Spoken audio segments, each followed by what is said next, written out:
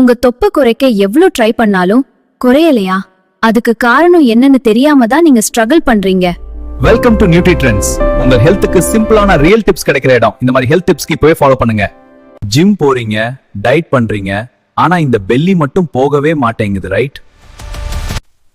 எங்க ஊர்ல ஒருத்தர் இருந்தாரு, ரொம்ப வேலை பண்ணுவாரு, ஆனா வயிறு மட்டும் குறையல.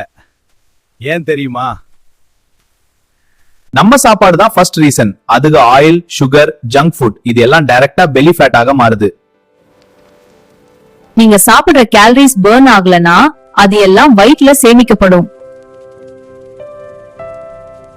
சாப்பிடுறது அதிகம், ஆனா மூவ்மெண்ட் இல்லனா ஃபேட் எப்படி குறையும்? டெய்லி 30 மினிட்ஸ் மூவ்மெண்ட் இருந்தா போதும், உங்க பாடி தான் சேஞ்ச் ஆக ஆரம்பிக்கும். லேட் நைட் மொபைல் யூஸ் பண்றீங்களா? அதுதான் நெக்ஸ்ட் பெரிய ரீசன். ஸ்லீப் சரியா இல்லனா உங்க பாடி ஃபேட் ஸ்டோர் பண்ண ஆரம்பிக்கும்.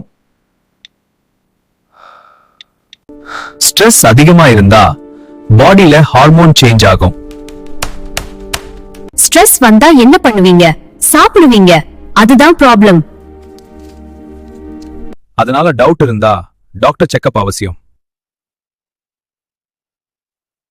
சிம்பிள் தான். ஹெல்தி ஃபுட் பிளஸ் நல்ல தூக்கம் பிளஸ் எக்ஸசைஸ் எக் நோ பெலி. கன்சிஸ்டன்சி இருந்தா உங்க பாடியே உங்களுக்கு தேங்க்ஸ் சொல்லும். கன்சிஸ்டன்சி இருந்தா சேஞ்ச் கண்டிப்பா வரும். இன்னும் இப்படிப்பட்ட ஹெல்த் டிப்ஸ்க்கு நியூட்ரி ட்ரெண்ட்ஸ் ஃபாலோ பண்ணுங்க.